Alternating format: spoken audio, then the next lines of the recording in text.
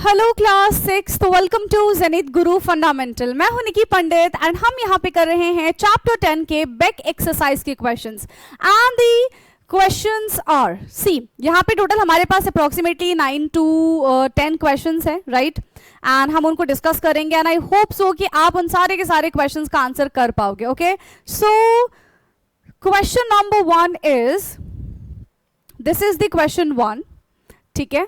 Question 1 है, list the similarities and differences in the cycle of the plants and animals. Plants and animals के यहाँ पे cycle में क्या सिमिलैरिटीज होती हैं एंड क्या डिफरेंसेस होते हैं, ये हमको बताना है, ठीक है। तो अगर आपको कुछ भी पॉइंट आता है, सिमिलैरिटी क्या है, डिफरेंसेस क्या है, तो आप मुझे बता सकते हैं, ठीक है। सबसे पहले हम बात करते हैं सिमिलैरिटी के बारे में। So both plants and animals have a life cycle, this is the one similarity, ठीक है। एंड दोनों के दोनों लिविंग ऑर्गेनिजम्स की कैटेगरी में आ रहे हैं, दैट इज द सिमिलैरिटी, ठीक है। दोनों के दोनों ग्रो कर सकते हैं, डेवलप कर सकते हैं into an adults, this is the similarity, ठीक है। And both eventually grow and die. So these kinds of things are the similarities between the plants and the animals, right? चलिए, so यहाँ पे ये differences के बारे में बात की गई है, सिर्फ और सिर्फ differences के बारे में। यहाँ पे मैं आपको similarities लिखवा देती हूँ, ठीक है। similarities, सबसे पहला, both have life cycle। सबसे पहली सिमिलैरिटीज क्या है कि दोनों के दोनों की लाइफ साइकिल्स होती हैं, ठीक है। Both begin life from a seeds, egg और अ यंग वंस, ठीक है। क्या हो जाएगा यहाँ पे, बोथ बिगिन, यहां पे हमारे पास, right, so both begin life from seeds, egg and young ones. So this is the second similarities हमने जो यहाँ पे लिखा है। Now the third similarities is both grow and develop into adult.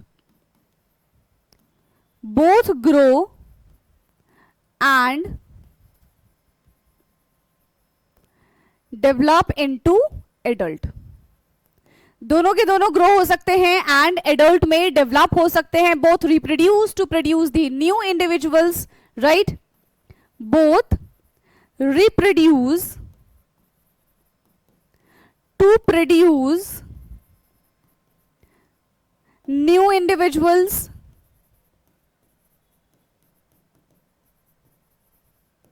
Both reproduce to produce new individuals. तो दोनों के दोनों रिप्रोडक्शन में पार्टिसिपेट कर सकते हैं, रिप्रोडक्शन कर सकते हैं। And the last point is both eventually grow and get old and die, ठीक है। Both eventually grow old and die, both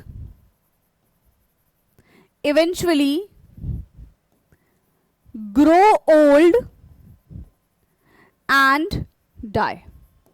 So these are the similarities between the plants and animals जो कि हमने यहाँ पे लिखा है। Let's move to the differences and differences। यहाँ पे थोड़ा सा तो देखो गड़बड़ हो गया है ना, इसको हम कैसे ठीक करेंगे, यहीं पे मुझे लिखना पड़ेगा, ठीक है। तो इधर मैं इस चीज को लिख दे रही हूँ, डिफरेंसेस को, ओके।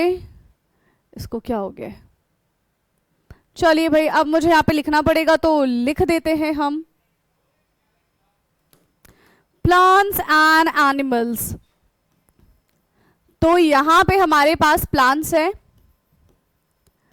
एंड ये हमारे पास एनिमल्स है, प्लांट्स एंड एनिमल्स। चलो, प्लांट्स की अगर हम बात करें तो क्या हो जाएगा, life cycle usually begin from a seeds, ठीक है। Life cycle usually begin from seeds, life cycle जो है वो सीड से बिगिन होती है। एंड अगर एनिमल की बात करें तो एनिमल का क्या हो जाएगा, एग, और they give birth to the young ones, right. So life cycle begins from egg or young ones. Egg or young ones. So this is the first differences. Second difference क्या है? Plants remain fixed at one place. Plants remain fixed at one place. Plants जो हैं वो एक place पे ही fix रहते हैं. And यहाँ पे क्या हो जाएगा? Animal can move from one place to another.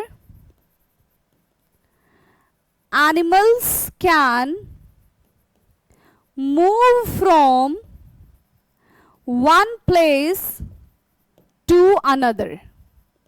Animal जो है वो एक प्लेस से दूसरे प्लेस पे आराम से जा सकता है. Now the third thing is plants develop into a mature plant. ठीक है, एक जो प्लांट्स है, नहीं उससे पहले भी क्या है कि plants can make their own food. Plants जो है वो अपना खाना खुद बना सकते हैं. Plants can make their own food by the process of photosynthesis, whereas animal can not make their own food and they depends on plants and other animals. ठीक है, plants make their own food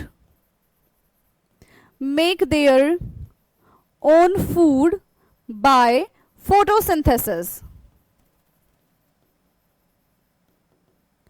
ठीक है, by photosynthesis. Animals depend on plants and other animals.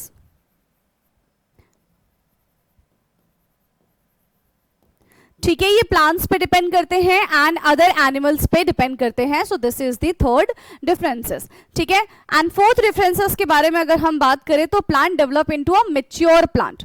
ठीक है, and वो flowers, fruit, seeds ये produce करते हैं. वहीं जब हम एनिमल के बारे में बात करते हैं तो animal develop into a adult and they can also laying egg or the giving birth, right? Plants develop into, यही है, plants develops into plants develop into a mature plant that produce flower, fruit and seeds. जो flower produce करता है, food produce करते हैं and seeds को produce करते हैं. And what about animals? Animal develop into an adult. An animal develop into an adult. Animals जो हैं किस में डेवलप होते हैं? एडल्ट्स में डेवलप होते हैं बाय प्रोड्यूसिंग एग और giving birth to young ones. By producing egg और giving birth to young ones and giving birth to young ones. So these are the differences between the plants and animals. You can take screenshot of this. Okay, चलिए. So अब हम move करेंगे अपने question number 2 पे. तो अभी तक हमने सिर्फ क्वेश्चन 1 ही किया है. ठीक है, अब चलते हैं क्वेश्चन 2 पे. So question number 2 is the table on the next page shows some data. Study the data and try to find out example appropriate for the condition given in the second and the third column. If you think that an example for any of the conditions given below is not possible, explain why. So यहाँ पे हमारे पास 4 serial number है. And does it grow? यहाँ पे लिखा है no, no. And does it respire? No. Grow भी नहीं कर रहा है, respire भी नहीं कर रहा. तो example क्या होगा इसका, और इसके लिए remark लिखना है. सेकेंड चीज है कि ग्रो नहीं कर रहा बट रेस्पायर करता है, एग्जाम्पल एंड रिमार्क. ग्रो भी कर रहा है पर रेस्पायर नहीं कर रहा, एग्जाम्पल एंड रिमार्क. ग्रो भी कर रहा है, रेस्पायर भी कर रहा है, एग्जाम्पल एंड रिमार्क. ठीक है, okay. So this is the table. ये हमारा यहाँ पे टेबल है. सबसे पहला, ग्रो नहीं कर रहा है और ना ही रेस्पायर कर रहा है. एग्जाम्पल क्या हो जाएगा, ऑफ कोर्स नॉन लिविंग. सो इसका एग्जाम्पल है stone. It is non living things, it neither grow nor respire. ठीक है. सेकेंड है कि ग्रो नहीं कर रहा है बट रेस्पिरेशन कर रहा है, तो ये चीज पॉसिबल ही नहीं है. कि कोई चीज ग्रो, मतलब ऐसा समझो कि ग्रो नहीं कर रहा है बट वो रिस्पायर कर रहा है, मतलब अगर रेस्पिरेशन कर रहा है तो वो लिविंग है, और लिविंग है तो वो ग्रो नहीं करेगा, ऐसा हो नहीं सकता है, राइट? तो ये चीज यहाँ पे पॉसिबल ही नहीं है. So respiration a characteristics of living organisms and all the living organisms grow at least during some stage of their life. ऐसा नहीं है कि कोई भी लिविंग ऑर्गेनिजम्स ग्रो नहीं कर सकता, है ना? एक सिंगल लिविंग ऑर्गेनिज्म ऐसा नहीं है जो ग्रो नहीं करेगा, जिसकी बॉडी में चेंजेस नहीं होंगे. Okay, therefore such an example is not possible, right? Now the third one is कि ग्रो कर रहा है बट रेस्पायर नहीं कर रहा, so that is a crystal. ठीक है, कि ग्रो कर रहा है बट रेस्पायर नहीं कर रहा. सो यहाँ पे देखो क्या, crystal can increase in size by depositing a particles but it does not respire, hence it is a non living. ठीक है, ग्रो कर रहा है क्योंकि पार्टिकल उस पर आके अटैक करते जा रहे हैं, तो उसका साइज जो है वो इंक्रीज होता जा रहा है, बट वो रेस्पायर नहीं कर रहे हैं. ठीक है, क्या नहीं कर रहे बेटा? वो रेस्पायर नहीं कर रहे हैं. ठीक है, नाउ फोर्थ है कि ग्रो भी कर रहे हैं, रेस्पायर भी कर रहे हैं, तो of course they are living, they are plants, animals और humans, right? So living organisms grow and respire through their life और during their growth period. So this is the answer for the question number 2. आप इसका screenshot ले लेंगे. फिर हम चलेंगे अपने नेक्स्ट क्वेश्चन की तरफ, that is question number 3. So the question number 3 is, you have learned that different conditions are required for the seed's germination. How can we use this knowledge for the proper storage of grains and pulses? Yes. So यहाँ पे हमसे क्या कहा जा रहा है? यहाँ पे हमसे कहा जा रहा है कि भाई डिफरेंट कंडीशंस की रिक्वायरमेंट होती है सीड्स की जर्मिनेशन में, है ना? हमें ये बात पता है. यस, क्या क्या चीज़ों की रिक्वायरमेंट होती है सीड्स को जर्मिनेट करने में? प्रॉपर ऑक्सीजन चाहिए उसको, ठीक है, एंड एयर वही ऑक्सीजन है. ठीक है, सनलाइट का इतना रिक्वायरमेंट होता नहीं है, but of course they need moisture, they need water, ठीक है, ताकि उनको प्रॉपर ग्रोथ हो सके. ठीक है, राइट? एंड उसके बाद कह रहे हैं कि how can we use this knowledge for the proper storage of grain and pulses. So देखो, अगर हमें किसी भी अनाज को स्टोर करना है बहुत लंबे टाइम तक, तो उसका जितना भी मॉइस्चर होता है उसको हमें रिलीज कर देना चाहिए. कैसे? उसको हाई टेम्परेचर में रख के, उसको धूप में रख के, ठीक है, तो उसका मॉइस्चर हटा दो ताकि वो तुरंत जर्मिनेशन ना कर पाए. जब तक उसको कंडीशन ना मिले वो जर्मिनेट ना कर पाए. ठीक है, ओके, क्लियर है इतना? नाउ थर्ड आंसर की तरफ हम चलते हैं, and the third answer is, देखो, सीड्स नीड वाटर, मॉइस्चर, वही एयर, ऑक्सीजन और a suitable temperature to germinate. Seeds को जर्मिनेट करने के लिए इन सब चीजों की जरूरत होती है. We can use this knowledge to store grain and pulses safely by preventing these conditions. ठीक है, अब अगर हम इन सारी चीजों को रोक देंगे तो प्रिवेंशन नहीं होगा, जर्मिनेशन नहीं होगा. ठीक है, store grain and pulses in the clean, dry and air tight container. हमें कैसे स्टोर करना है पल्सेस को? क्लीन रखना है, ड्राई फॉर्म में रखना है, एंड इसको एयर टाइट कंटेनर में रखना है ताकि मॉइस्चर से ये बहुत दूर रहे. ठीक है, keep them in a cool and a dry place to avoid moisture and excess heat. Protect them from the rain, humidity and insects. अगर ऐसा नहीं होगा तो अनाज जो है वो खराब हो जाएंगे एंड बहुत लंबे टाइम तक सर्वाइव नहीं कर पाएंगे. When seeds do not get enough moisture and suitable temperature, they do not germinate. जैसे हमारे घरों में चने रखे हुए हैं, अगर उनको वो suitable condition नहीं मिलता है, उनको moisture नहीं मिलता है, so they act as a non-living. ठीक है, किसकी तरह काम करते हैं वो बेटा? वो non-living की तरह काम करते हैं. Okay, now, not germinate and remain fit for the consumptions of the future use. ठीक है, right? They do not germinate and remain fit for the consumptions of future use. तो अगर हम उनको अच्छे से प्रिवेंट करके रखेंगे तो उनका जर्मिनेशन नहीं होगा, जर्मिनेशन नहीं होगा तो वो लंबे टाइम तक हम उसको यूज कर सकते हैं. Okay, so this is the answer for the question number 3, right? चलिए, we'll move to the next question, question number 4. That is, you have learned that tail is present in a tadpole but it is disappear as it's grow into a frog. What is the advantages of having a tail in a tadpole stage? So basically जो tadpole stage में tail present होता है frog के पास, they help them to move, है ना? वो उनको move करने में help करते हैं. ठीक है, एंड आसानी से वो मूव कर पाए क्योंकि देखो एक तो वैसे ही बहुत छोटे होते हैं, वो अपने ग्रोइंग स्टेज में होते हैं, तो of course they help, right? और धीरे धीरे उनके लेग भी आना शुरू हो जाते हैं. So a tadpole live only in the water, its tail help to swim easily through the water. है ना, ये क्या करते हैं, उनको हेल्प करते हैं ताकि आसानी से इनका मूवमेंट हो सके। And this help the tadpole to move from one place to another in search of food, एक जगह से दूसरे जगह में जाने में हेल्प करता है, खाने की तलाश में, राइट। एंड एनिमी से भागने में हेल्प करता है, कोई इसको पकड़ने आएगा तो फटाफट से अपने टेल की हेल्प से वो आराम से भाग पाएगा, ठीक है। Maintain balance while swimming, as a tadpole grow into an adult frog it developed strong hand legs of jumping and swimming. तो जैसे जैसे टेडपोल से ये फ्रॉग बनता है तो उसके लेग आना शुरू हो जाते हैं एंड बहुत स्ट्रॉन्ग लेग हो जाते हैं, जिसकी वजह से आपने मेंढक को, फ्रॉग को ऐसे उछलते हुए देखा होगा, है ना। तो इतना वो उछल क्यों पाते हैं, क्योंकि उनके जो लेग होते हैं वो काफी ज्यादा स्ट्रॉन्ग होते हैं। Okay, since the tail is no longer needed it gradually disappear during the metamorphosis. So basically metamorphosis क्या होता है, हमें एक सर्टेन ट्रांसफॉर्मेशन देखने के लिए मिलता है, ठीक है, टेडपोल से एडल्ट फ्रॉग में, दैट इज कॉल्ड क्या हो जाएगा, metamorphosis. Okay, now question number 5 is Charan says that a wooden log is non living. ठीक है, चरण ने कहा है कि भाई जो वुडन लॉग होता है वो नॉन लिविंग है, but Charu as it can not move, Charu continued by saying that living because it is made up of wood from the trees. Give your argument in the favor or the against of the two statement given by the Charan and the Charu.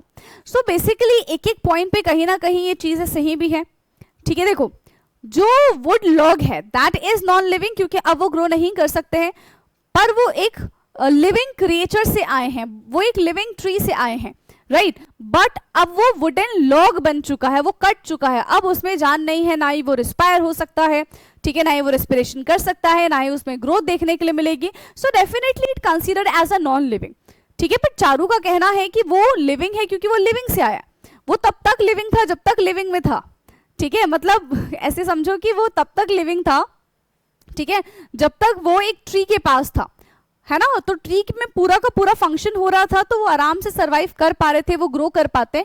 लेकिन जैसे हमने उसको काट दिया, now it act as a non living. किसकी तरह काम करेगा वो बेटा, अब वो नॉन लिविंग की तरह काम करेगा, ठीक है।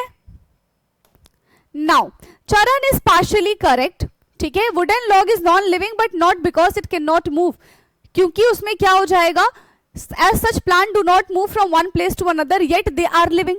ऐसा थोड़ी कि मूव नहीं कर पाएंगे तो इसलिए वो नॉन लिविंग है, वो अपने कैरेक्टरिस्टिक्स को फॉलो नहीं कर पाएंगे, that's why they are considered as a non living. So therefore movement alone is not the characteristics of the living things. Charu's statement is also partially correct. 100% हम दोनों को करेक्ट नहीं कह सकते, है ना। Wooden log is obtained from a living tree, but after the tree is cut, the log does not carry out any life process. यही चीजें बताई थी। As grow, respiration, reproduction or response to stimuli, therefore it is non-living. तो यहां से हम क्या बोल सकते हैं कि वुडन लॉग जो है वो नॉन लिविंग ऑब्जेक्ट है, because no longer perform any life process even though it was once a part of the living tree. तो wooden log is a non living, क्योंकि अब वो ट्री जो लिविंग था उसका पार्ट अब नहीं रहा है, वो ग्रो नहीं कर सकता, वो कोई भी लाइफ प्रोसेस शो नहीं कर सकता, that why is considered as a non living. Okay, clear है ये वाला क्वेश्चन भी। चलिए नेक्स्ट क्वेश्चन की तरफ हम मूव करते हैं। नेक्स्ट क्वेश्चन है क्वेश्चन नंबर 6।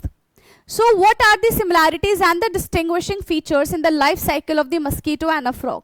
तो life cycle of mosquitoes and frog के बारे में बात करेंगे, इनके सिमिलैरिटीज एंड डिस्टिंग्विशिंग के बारे में बताएंगे। So one more thing is कि आपको इसका डायग्राम बनाना पड़ेगा, आप बुक से देख के इसका डायग्राम बनाएंगे, and diagram is very important, ठीक है बेटा, डायग्राम बहुत ज्यादा इंपॉर्टेंट है, तो डायग्राम बनाना है। अब हम इनके सिमिलैरिटीज एंड डिफरेंसेस के बारे में बात करते हैं। सो this is the mosquito and this is the frog. तो लाइफ साइकिल एग से लार्वा, लार्वा से प्यूपा, प्यूपा से एडल्ट। यहाँ पे क्या है, एग से टेडपोल, टेडपोल से एडल्ट टेडपोल। इसके पास प्यूपा स्टेज होता है, इसके पास प्यूपा स्टेज नहीं होता है, ठीक है। एडल्ट मस्कीटो फ्लाई कर सकते हैं, एडल्ट फ्रॉग जंप कर सकते हैं, स्विम कर सकते हैं पानी में। Larva is called a wriggler and young stage is called a tadpole. Adult mosquitoes has wings and 6 leg. वहीं फ्रॉग के बारे में बात करें तो इसके पास 4 लेग्स होते हैं, एंड एडल्ट फ्रॉग के पास कोई भी टेल प्रेजेंट नहीं होता है। टेल सिर्फ और सिर्फ टेडपोल्स के पास प्रेजेंट होता है, अर्ली टेडपोल के पास। लेट टेडपोल में धीरे धीरे उनकी जो टेल है वो वैनिश होना स्टार्ट हो जाती है, डिसअपियर होना स्टार्ट हो जाती है। ओके, सो ये था हमारा मस्कीटोस एंड फ्रॉग, एंड आप इसका लाइफ साइकिल भी बना सकते हैं, तो इसलिए यहाँ पे आपको इसका डायग्राम बनाना पड़ेगा। ठीक है, नाउ नेक्स्ट क्वेश्चन है question number 7। A plant is provided with all the conditions suitable for its growth. Draw what do you expect to see in the shoot and the root of the plant after 1 week. Write down the reason. तो यहाँ पे क्या कह रहे हैं, plants को हम सारी की सारी कंडीशंस प्रोवाइड कर रहे हैं ताकि वो ग्रो हो जाए। ठीक है, हम क्या कर रहे हैं बेटा, एक प्लांट्स को सारी की सारी कंडीशंस प्रोवाइड कर रहे हैं ताकि वो क्या हो जाए, ताकि वो ग्रो हो जाए। ठीक है, इसके बाद यहाँ पे क्या कहा जा रहा है कि what you expect to see in the shoot and the root of the point of the plant after 1 week. तो हमें रूट और शूट में क्या डिफरेंस देखने के लिए मिलेगा 1 वीक के बाद? यस, हमें रूट एंड शूट में क्या डिफरेंस देखने के लिए मिलेगा 1 वीक के बाद, ये हमको बताना है।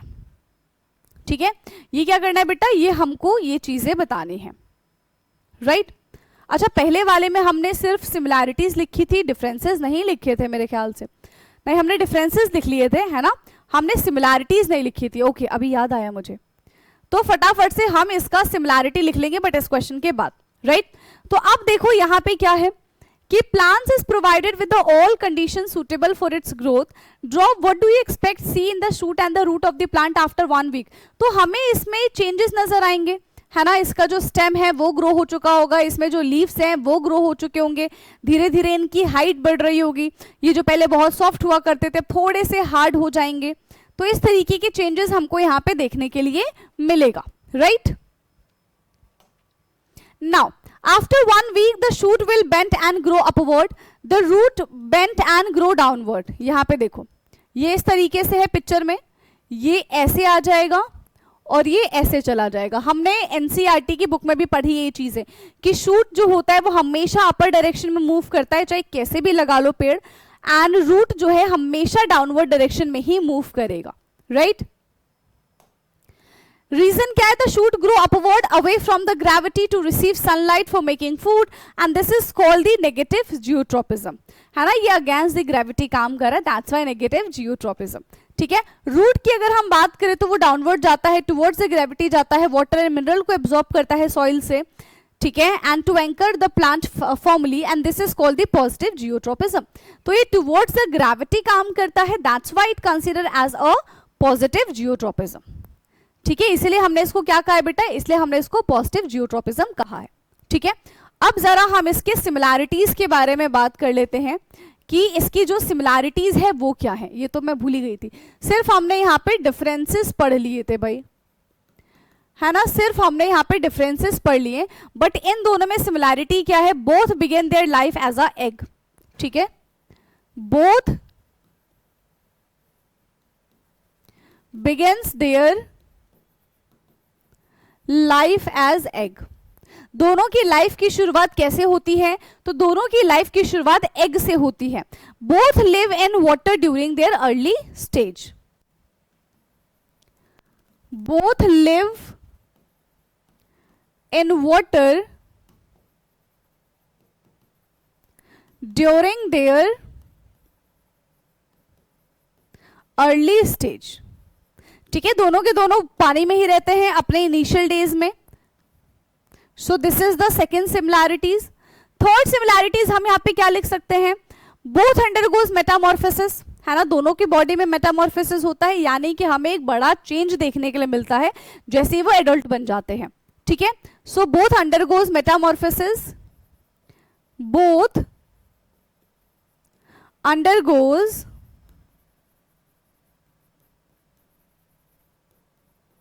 मेटामॉर्फोसिस, दोनों के दोनों मेटामॉर्फोसिस शो करते हैं where the body change before becoming adult. Body change before becoming adult, that is called metamorphosis. Both grow into an adults and reproduce and continue their life, right? Both grow and reproduce and continue their life. And continue their life. तो ये इनकी क्या हो जाएंगी बेटा, ये इनकी similarities हो जाएंगी। दीज आर दी सिमिलैरिटीज, इसको देख लो फटाफट से। These are the similarities, these are the differences. ये हमारे क्वेश्चन का आंसर है। अब चलते हैं नेक्स्ट क्वेश्चन पे, that is question number 8। Tara and Vijay set up the experiment shown in the picture. What do you think they want to find out? How will they know if they are correct? तो इन pictures को देखो क्या है, एक को 180 rotate कर दिया, एक को 90 रोटेट कर दिया और एक को एज इट इज रहने दिया। ठीक है, तीनों में हमें क्या डिफरेंस देखने के लिए मिलेगा ये हमको इधर बताना है इन क्वेश्चन नंबर 8। सो बेसिकली इस एक्सपेरिमेंट से हमको क्या पता चलता है कि चाहे हम कैसे भी पौधा क्यों ना लगा लें, वो हमेशा रूट जो है वो डाउनवर्ड डायरेक्शन में ही जाएगा एंड शूट जो है वो अपवर्ड डायरेक्शन में ही जाएगा। तो यहां से हमें ये पता करना था और हम यहां से पता कर भी लेते हैं।